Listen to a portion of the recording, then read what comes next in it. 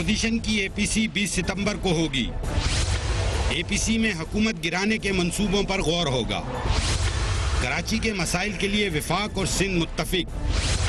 कराची की बहाली के लिए फंड खर्च करने पर इख्तलाफ क्यों है, पूछेंगे रहनुमा तहरीक इंसाफ शौकत बसरा से, रहनुमा मुस्लिम लीग नून बैरिस्टर दानियाल चौधरी से और पीपल्स पार्टी की रहनुमा शर्मिला फारूकी से।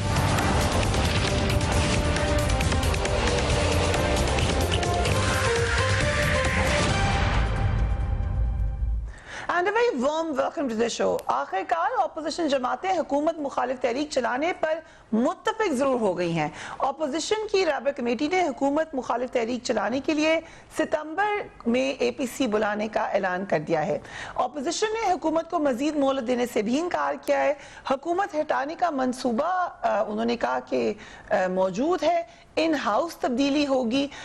ये भी कहा गया है कि जो उसका तरीक़ाकार होगा वो एपीसी में डिस्कस होगा।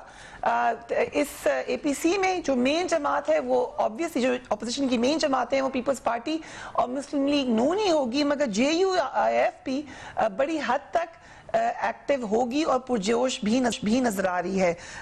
जो रहनुमा है अपोजिशन के उन्होंने क्या कहा इस हवाले से, लेट्स वॉच दैट। में बिलावल हाउस पे मीटिंग होगी अपोजिशन की, एपीसी की। ये अपोजिशन जमातों की जरूरत नहीं है, ये इत्तेफाक जो है ये इस मुल्क की जरूरत। अपनी अपोजिशन को आप गद्दारी के सर्टिफिकेट जारी करते हैं। ये तर्ज हुक्मरानी पाकिस्तान को दिन ब दिन खोखला कर रहा है। जितनी बात फैटिफ चाहता है, जो उसकी डिमांड है वो हम पूरा करने के लिए तैयार हैं और हम अपने मुल्क को एक दिन के लिए भी इस खतरे से दो चार नहीं कर सकते कि उसके लिए कोई मुश्किलात हों। मगर एक अहम मसला यह है कि अपोजिशन जमातों में JUIF और पीपल्स पार्टी को मुस्लिम लीग नून के सरबराह मियां नवाज शरीफ से बहुत शिकवे हैं। वो उन पर मुकम्मल इत्मीनान करने के लिए तैयार नहीं। शहबाज शरीफ हुकूमत के खिलाफ कदम उठाने से बार बार हिचकिचाते दिखाई देते हैं। मियां शहबाज शरीफ कराची गए तो साबिक सदर आसिफ जरदारी से मुलाकात की। मीडिया के सामने कराची की तबाही पर वफाकी हुकूमत पर खूब बरसे, मगर उन्होंने सिंध हुकूमत लफ्ज़ भी नहीं कहा। इसके ऊपर भी बहुत सारे सवाल रेज हुए। सिंध हुकूमत अगर मुकम्मल तौर पर जो भी मामलात खराब है कराची के या सिंध के अंदर, उसमें अगर मुकम्मल तौर पर खास तौर पर कराची में जिम्मेदार नहीं है तो उसको एग्जेम्प्ट भी नहीं किया जा सकता। मगर शहबाज शरीफ साहब ने उनको एक क्लीन चिट दी, जबकि माजी में क्या कहते रहे हैं शहबाज शरीफ साहब। Let's watch it once again. Zardari ने सिंध को तबाह बर्बाद किया और मुल्क को लूटा, दौलत लूट कर दुबई ले गए। जरदारी साहब लाड़कानों को भी आप खा पी गए, तबाह कर दिया, कराची को कच्ची कच्ची कर दिया।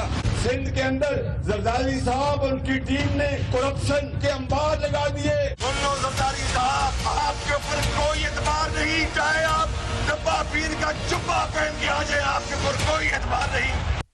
दानियाल चौधरी साहब, जो आपस में एक किस्म का मिसट्रस्ट है वो तो है ही, लेकिन शहबाज शरीफ साहब ने एकदम से यू टर्न ले लिया है सिंध के हवाले से। बिस्मिल्लाहिर्रहमानिर्रहीम। देखिए, इसमें बड़ा क्लियर है कि हमने ना कभी यू टर्न लिया ना, और हमारे कुछ व्यूज़ और पॉइंट ऑफ व्यूज़ जो हैं वो हमेशा से एक रहे हैं। लेकिन आज जो पाकिस्तान मुस्लिम लीग नून और अपोजिशन फिर इकट्ठे बैठी है या सर जोड़ी है, वो सिर्फ पाकिस्तान की खातिर, पाकिस्तान की मीशत की खातिर, जो 5.9 पे छोड़ के गए थे, जो और आज मनफी पे चली गई। पाकिस्तान की उस अवाम की खातिर जिसको करोड़ों नौकरियों का वादा किया गया था, लेकिन आज 20 लाख लोग बेरोजगार हो गए और ब्लैक मार्केट की देखें तो 40 लाख लोग आपको फिगर्स मिलते हैं। जहां महंगाई की शरह आपके मुल्क की हाईएस्ट रिकॉर्ड में चली गई, जहां फूड इन्फ्लेशन 200%, जहां महंगाई की शरह 10% टच कर रही है, वहां गरीब बंदे का इन्होंने बुरा हाल कर दिया।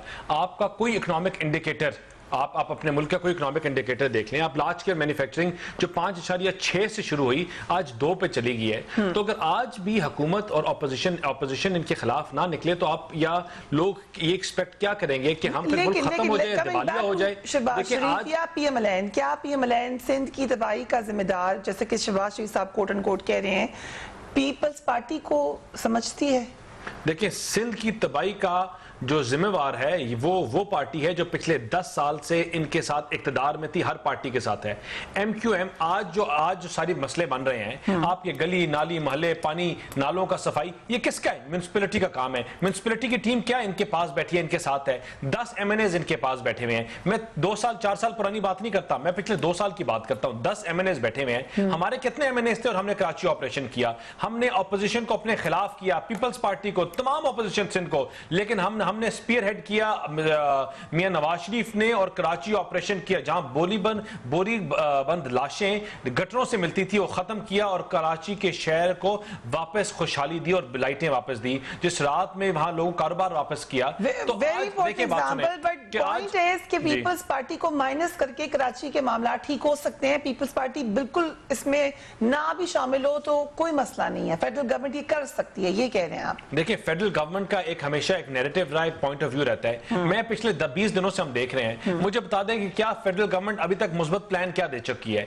या क्या इन्होंने कहा कि हम अपना हाथ बनाएंगे। यहां पाकिस्तान में डेंगू का मसला हो तो ये NDMA को बुलाते हैं, यहां टिड्डी दल का मसला हो तो स्प्रेज उनसे मंगवाते हैं, बारिश आ जाए या पाकिस्तान में कोई और मसला हो जाए, डिजास्टर हो जाए तो उनको बुलाते हैं। तो मुझे बताएं, अगर ये मुल्क इनसे नहीं चल रहा, आप कराची भी उन्हीं के हैंड ओवर किया है, तो उनको दे दें कराची और उनसे रिपोर्ट मांगे। वो जनरल साहब बेहतरीन परफॉर्म कर रहे हैं, उन्होंने बड़ा जबरदस्त काम किया उसमें कोविड में भी, तो वहां भी करेंगे। जहां तक हुकूमत का है, हुकूमत की इनकॉम्पिटेंस आपको नजर आती है BRT से, हुकूमत की इनकॉम्पिटेंस नजर आती है जब आप अपने घर में जाके अपना पर्स खोलती है और मैशत और अपने रुपये की डीवैल्यू होते हुए उसका हाल देखती हैं। जब आप अपने बैंक में जाते हैं जिसका 1 लाख रुपया था जो 50,000 रुपया हो गया, जब गरीब बंदा अपनी तनख्वाह लेने जाता है तो तनख्वाह देने के लिए कोई नहीं होता, तो तब हुकूमत की परफॉर्मेंस और हुकूमत का असल चेहरा नजर आता है। और इनका जो वतीरा है झूठ पे झूठ बोलना, वो रोज एक्सपोज होता है। और इसीलिए आज ऑपोजिशन इकट्ठे होकर बैठ रही है कि पाकिस्तान है तो हम हैं, और अगर हम इकट्ठे नहीं होंगे तो मुल्क को, इस मैशत को इस पॉइंट पे ले जाएंगे कि वहां से वापस आना बहुत मुश्किल है। शमीला फारूकी साहिबा,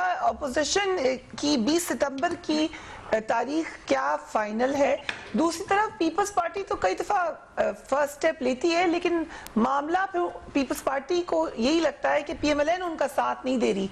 इस दफा कितना आप लोग पुरइत्माद हैं कि PMLN आपके साथ ही खड़ी होगी? जी शुक्रिया फरीहा।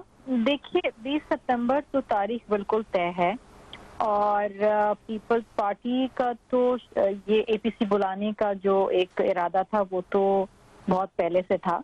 जो ताखीर आई वो जाहिर बात है PMLN की तरफ से आई, क्योंकि शहबाज शरीफ साहब अलील थे। लेकिन उनका कराची आना, फिर बिलावल हाउस में सदर जरदारी साहब से मुलाकात करना, और फिर रहबर कमेटी का ये फैसला कि 20 तारीख को इस्लामाबाद में जरदारी हाउस में APC बुलाई जाएगी, इससे तय होना मेरा ख्याल है कि things are in the right direction. जहां तक अभी बात हो रही थी ट्रस्ट डेफिसिट की, तो देखिए पीपल्स पार्टी और PMLN आपस में जम नहीं हो रहे हैं। उनकी अपनी अपनी आइडियोलॉजीज हैं, उनके अपने अपने मकासद हैं, उनका अपना तरीकेकार है मुल्क चलाने का। लेकिन इस वक्त एक कॉमन एजेंडा उनका ये है कि इस हुकूमत को इस तरीके से आगे नहीं चलने देना है।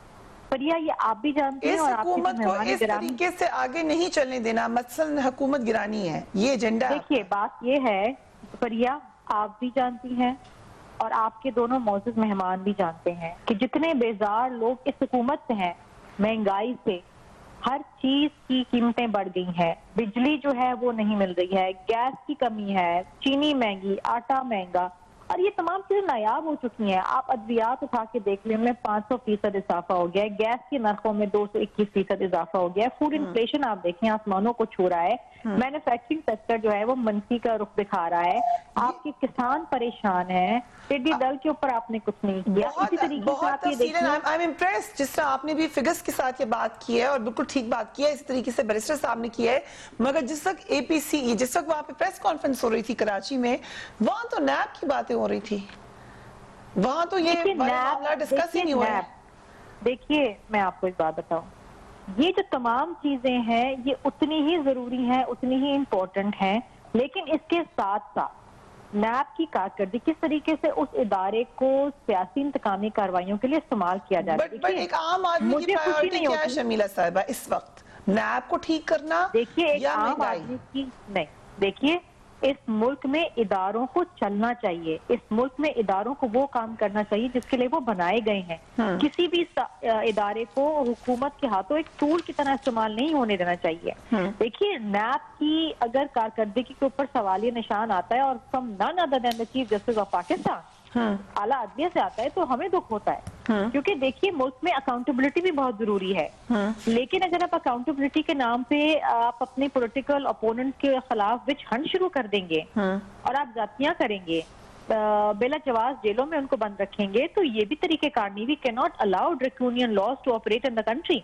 Right, and we come to FATF है। चलें, ठीक, मैं तो ये कहती हूँ, देखिए, अगर आपने कुछ टीचर को बंद रखना है तो आप जहांगीर तरीन को भी तो बंद रखें, वो भी तो चीनी चोर हैं।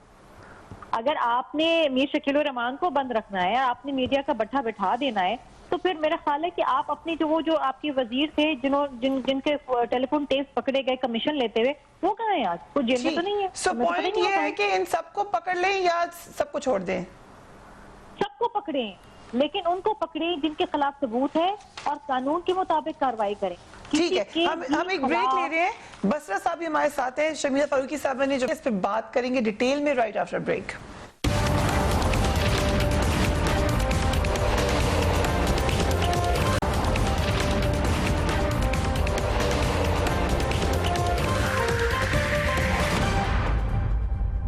And welcome back. Shaukat Bastar साहब, thank you so much for joining us. अभी हम बात कर रहे थे कि एक पॉइंट एजेंडा पे इकट्ठी हो रही है ऑपोजिशन, लेकिन क्योंकि आप पंजाब में ही थे और आप उस वक्त गालिबन पीपल्स पार्टी में भी थे, तो कुछ याद कराएं कि क्या कहते थे शहबाज शरीफ साहब पीपल्स पार्टी के बारे में और ज़रदारी साहब के बारे में। इतनी कुछ इनकी मौला जट और नूरी नत वाली बढ़ के मौजूद हैं, शायद मेरे बताने की ज़रूरत नहीं है।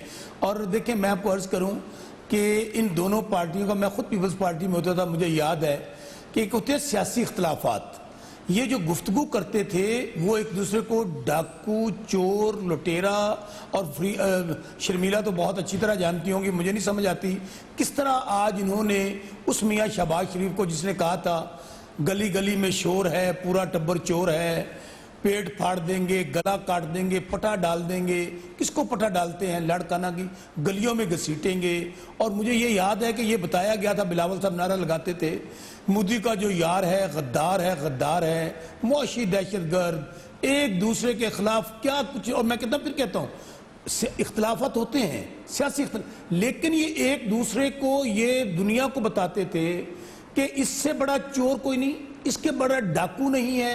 और यकीन माने, आप इन दोनों पार्टियों से बात कर रही थी ना, पूछती थी पाकिस्तान का हाल निकालें, क्या हाल है। वो कहते हैं ना, मीर भी कितने सादा हैं, बीमार हुए जिनके सबब उसी अतार के लौंडे से दवा लेते हैं। इनका एक ही एजेंडा है। देखिए, मरियम नवाज साहबा बाहर जाना चाहती थी, नहीं जाने दिया गया, प्राइम मिनिस्टर नहीं जाने दिया।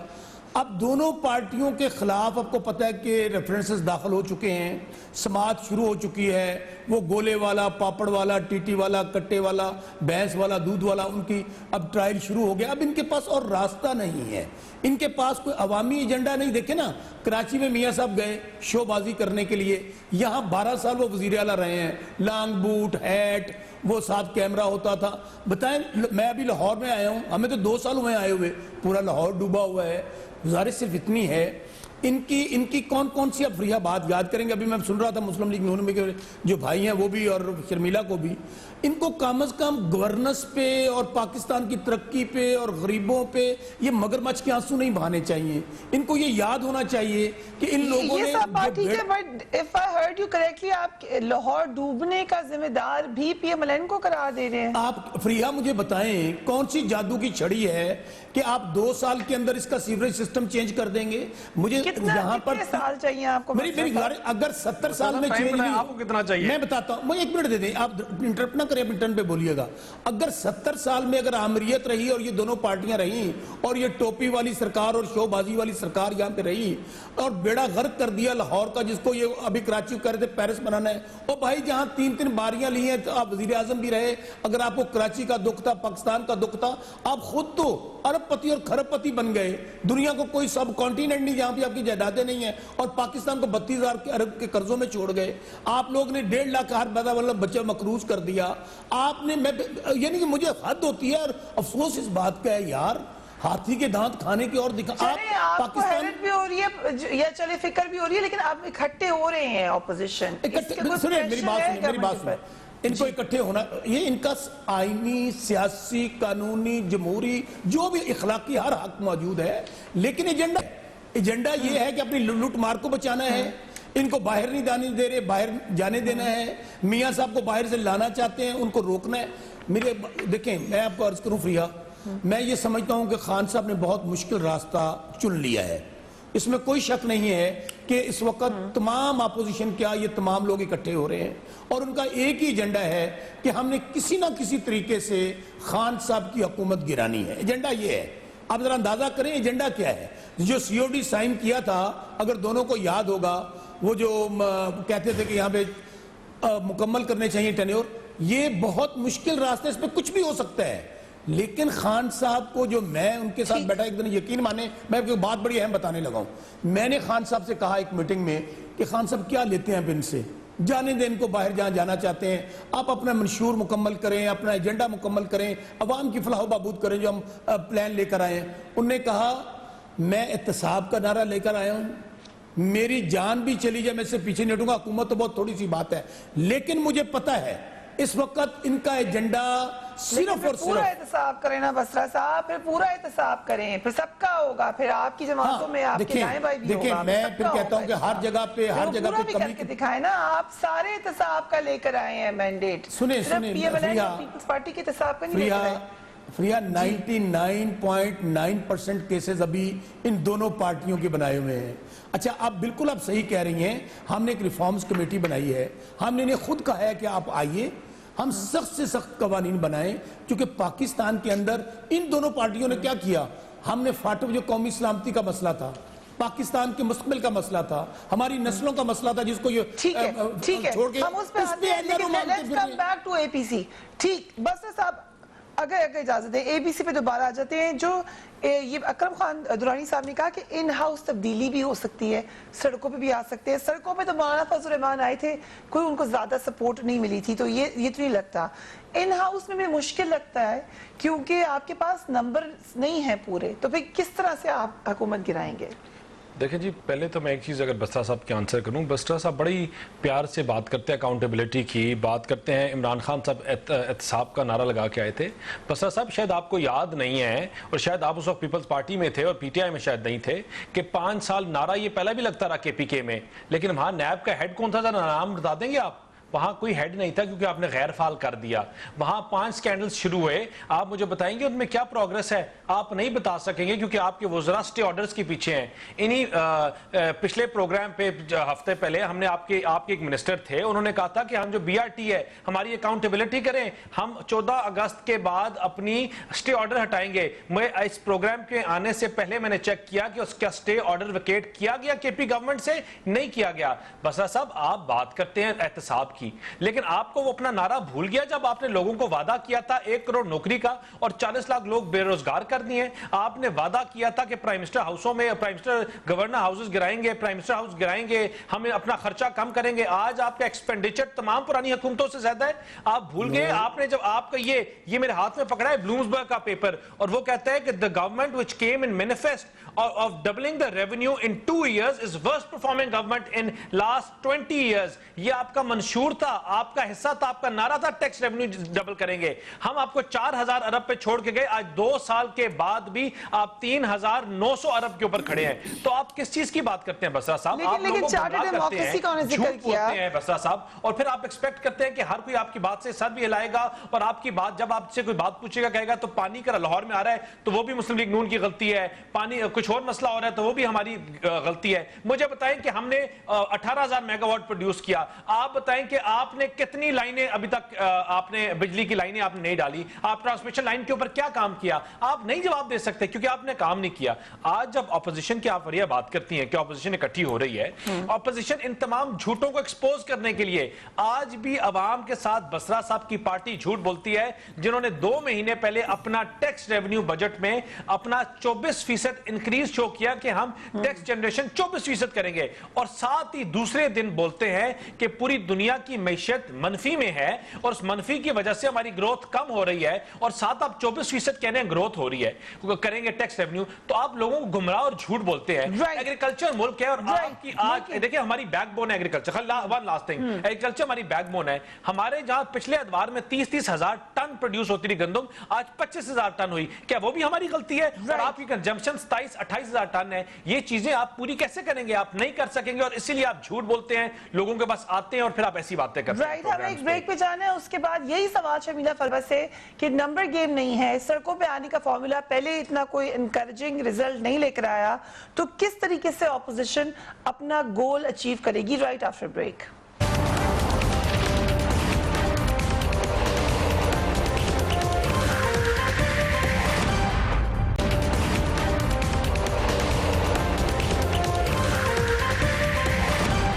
वफाक चलता है और जब भी हम मुश्किलात में, जब भी हम कुदरती आफात का सामना कर रहे हो, चाहे वो कोविड का ग्लोबल पैंडेमिक है जिसको हमने 100 साल बाद इतना बड़ा इशू नहीं देखा, चाहे वो हमारा तारीखी लोकस का हमला हो, चाहे वो हमारा सुपर मानसून्स हो, ये बयान मुसलसल वफाकी हुकूमत और वफाकी वज़रा से आएगा कि हम सिंध को पैसा नहीं देंगे।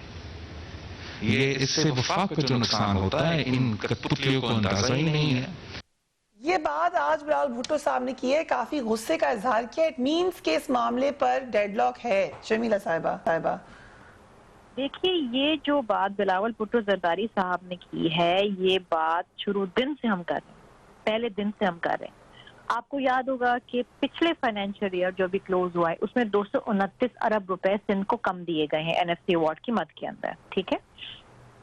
इसके साथ साथ वजीर आजम साहब जो पिछले साल मार्च 2019 की मैं शायद बात कर रही हूँ, मार्च अप्रैल था, उसमें 162 अरब रुपए का कराची का पैकेज अनाउंस करके चले गए थे। वो पैसा आज तक नहीं आया कराची में। उसके अलावा इनके 14 MNAs हैं कराची से, हर MNA को इन्होंने 15 से 25 करोड़ रुपए दिए हुए हैं। 250 करोड़ और 350 करोड़ ये टोटल लगभग बनता है। मुझे ये बता दें, और इसमें से जो मेजर जो इनके मोस्टली जो इनके MNAs है ना, वो ये डिफेंस क्लिफ्टन, नॉर्थ नाजमाबाद वगैरह इधर जगह से, लियारी से एक इनका है। मुझे आप बता दें वो ये कहाँ लगे हैं, ये 310 करोड़ रुपए है। दूसरी चीज ये है कि जो पैसा हम जब मांगते हैं ना, तो पैसा हम वो मांगते हैं जो सिंध का हक है, जो हम कमा के देते हैं, जो डिविजिबल पूल के अंदर जाता है और उस डिविजिबल पूल के अंदर हमें NFC अवार्ड के तहत मिलता है। और उससे जरूरी चीज ये है कि जब कोई कुदरती आफत आती है, जैसे कि अभी फ्लैश फ्लड्स आए, अभी तो मैं देख रही हूँ टेलीविजन के ऊपर कि लाहौर के मुख्तलिफ शहर डूबे हुए हैं। यस, अभी बस सामने ये बात की। Can you believe? देखिए मतलब सो मेनी फ्लैश फ्लड, ये पूरे मुल्क के अंदर ये कुदरती आफत आई है। ऐसे मौके के ऊपर वफाक आगे बढ़ता है और सूबों की मदद करता है। वो ये नहीं कहते थे you are on your own. यहाँ पर तो आप इनसे कोई चीज पूछें या मांगे तो ये कहते हैं हम गवर्नर रूल लगा देंगे, हम इमरजेंसी नाफिज कर देंगे, हम इसको फेडरल गवर्नमेंट के कंट्रोल में ले लेंगे। This is not the way to respond. 18th amendment यहाँ पर आ जाती है ना शर्मिला साहिबा, उसके बाद तो फिर देखिए एक सेकंड, मैं थोड़ी सी करेक्शन कर दूं।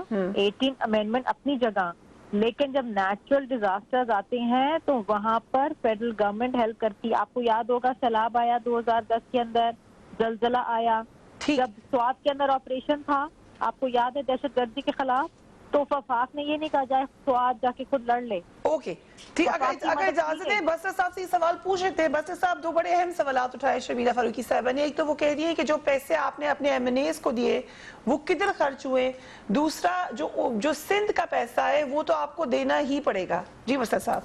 प्रिया, मैं इस सवाल बहुत अहम सवाल है, लेकिन एक बात करके मैं इसका जवाब दूंगा। अभी मैं मुस्लिम लीग नून के भाई को सुन रहा था, तो कहते ने चोर नाले चतर, पंजाबी में एक दूसरा फिक्र है, बंदा ढीठ होना चाहिए, शर्म आने जाने वाली गल है। अंदाजा करें मुझे वो झूठ का ताना दे रहे हैं। और भाई आप लोगों की हुकूमतें पाकिस्तान में थी ना, कोई चाइना में, आपकी स्विट्जरलैंड में, मलेशिया में, टर्की में तो नहीं थी।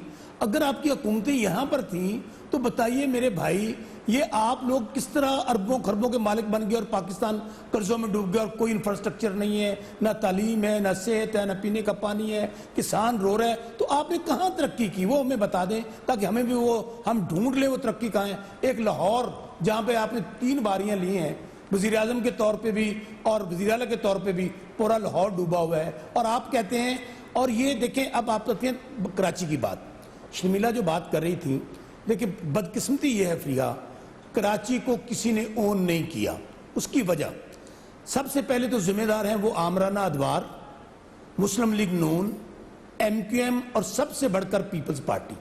पीपल्स पार्टी वजारत आला के मनसब पे फाइज है, चूंकि इनको यहां से वोट नहीं मिलता, इनको सीटें नहीं मिलती, और यही वजह है कि देखें ये लियारी वाली सीट भी हार गए जहां से पीपल्स पार्टी की पैदाइश हुई थी। अब कराची को क्योंकि बातें सब करते हैं साहब, आप हर जगह पे पिछली गवर्नमेंट को देते हैं, इसलिए देता हूं, अभी तो आपके पास पावर है, अभी तक बता दें। फ्रिया मैं उसके ऊपर आ रहा हूं, मैं आपको न्यूज दे रहा हूं। ये अभी बातें करें निफ एंड बट की, हर चीज तय हो चुकी है। इमरान खान साहब कल जा रहे हैं कराची, और कराची में तमाम स्टेक होल्डर्स की कमेटी बन गई है। हम उसमें फैसिलिटेशन का रोल अदा करेंगे। सैयद मुराद अली शाह साहब being chief executive Sindh province उसको हेड करेंगे।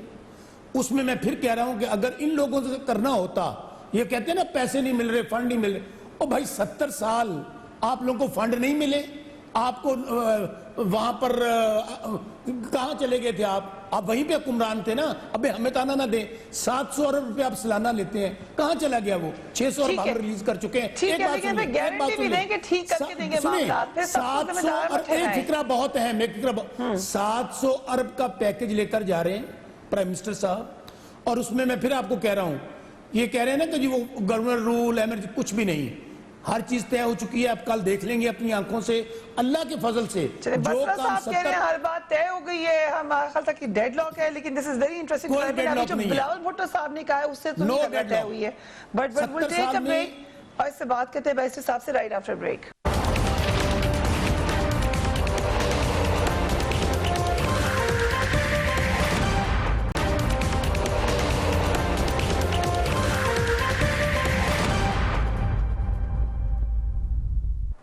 And welcome back. Barrister Daniyal, ये तो सब मान रहे हैं कि वहां पे मामलात यही है कि किसी के पास बाकायदा जिम्मेदारी या बाकायदा कोई उसका वारिस ना नहीं है कराची का, समझ लीजिए। सो अगर एक इंडिपेंडेंट एडमिनिस्ट्रेटर आता है जो किसी सियासी जमात का ना हो और फंड कहीं से इंडिपेंडेंटली जाए, तो ये क्या गलत बात है? देखें, पहले मैं दोबारा सॉरी दानियल भाई मुझे एक तरह कहने दीजिए, बस्सा साहब को जिसका जवाब, दानियल भाई बस्सा साहब ने किसी चीज का भी जवाब नहीं दिया। ठीक है, बस्सा साहब से हमने सवाल पूछे BRT के और भी, लेकिन फिर उन्होंने सिर्फ हवाई फिरूजों में बात की जिस तरह इनके लीडर करते हैं। जहां तक कराची की बात है, देखिए हम फिर बार बार यही कहते हैं कि देखें, जब हमने सवात में ऑपरेशन किया या जो हमने KPK में ऑपरेशन किया, क्या हमने कहा कि KP हुकूमत हमें पैसे दे? क्या हमने कहा कि हम लोगों को वापस जब इनको अपने कैंप्स में मूव कर रहे हैं, उनको फैसिलिटेट कर रहे हैं, उसके पैसे चाहिए? एक प्रोसेस था, एक मैकेनिज्म था, अपना गवर्नमेंट ने अपना रोल प्ले किया। जब आपकी फेडरल गवर्नमेंट होती है तो आपका बड़े भाई वाला रोल होता है, आप आगे मुस्बत तरीके से चीजें चलाते हैं। मैं आज बस्सा साहब की बातें सुन रहा हूं तो कोई सजेशन, कोई कंक्लूसिव, आपका प्रोग्राम सुनने वाला बंदा आज भी उतना ही कंफ्यूज है जो 1 घंटा पहले था। कोई कंक्लूजन दिया? बस्सा साहब ने कहा कि हम ये प्लान है, ये हमारी स्ट्रेटजी है, कराची के लोगों के लिए हम इस तरह आगे चलेंगे। जो DHA के लोगों के ऊपर FIR कटी वो गलत थी, DHA के मामलात गलत हैं, हम उसको भी प्रोब करेंगे। कोई किसी चीज का मुस्बत जवाब नहीं है, क्योंकि इनकी पार्टी का वतीरा है कि हर चीज को और कंफ्यूजन में ले आओ, और इससे मुल्क और चीजें और मैशत नहीं चलती। बस साहब क्लियर प्लान दे दें कोई, और जो बात दानियल भाई मैं पहले कह रहा हूं कि मैं एक फिक्रा कह के, अगर आपके पास कुछ सबूत मौजूद है ना, वो अदालतें जो कहते हैं फैसले हक में आते हैं, हक और सच की फतह हुई है, तमाम सबूत वहां ले जाएं ताकि दूध का दूध पानी का पानी हो जाए। दूसरी बात, प्लान मैंने आपको बता दिया, कोई एफएंड बट नहीं है। कल ये प्रोग्राम आज ऑन एयर जाना है, कल प्राइम मिनिस्टर साहब पूरा मंसूबा लेकर जा रहे हैं, फंड्स रिलीज कर रहे हैं। तो मैं फिर कह रहा हूँ, शर्मिला फारूकी कह रही है कुछ नहीं तय हुआ, हर चीज तय है, एडमिनिस्ट्रेटर भी तय है, और 3 साल के लास्ट मिनट है, आप फिर वही बात कह रहे हैं। मुझे शर्मिला साहब से कमेंट नहीं दे। शर्मिला साहबा, क्या ये एक अच्छा सोल्यूशन नहीं है कि इंडिपेंडेंट तरीके से कराची का मसला हल किया जाए, कंसिडरिंग द बैकग्राउंड? देखिए, कराची को आप लोग पाकिस्तान से मुख्तलिफ क्यों समझते हैं? मैंने आपको बताया ना, आप पंजाब का हाल देख लें, मेन लाहौर का हाल देख लें, लक्ष्मी चौक का हाल देख लें, आप बीबी पाक दामन देखें, अभी आप ये फुटेजेस देखें तो सारा ये हर जगह पानी से डूबा हुआ है। So you're saying कि ये सही हल नहीं है, राइट? ये सही हल नहीं है। कराची पे इंशाल्लाह 70 साल में अगर कुछ नहीं हुआ तो अब ये 3 साल में कराची बदलेगा।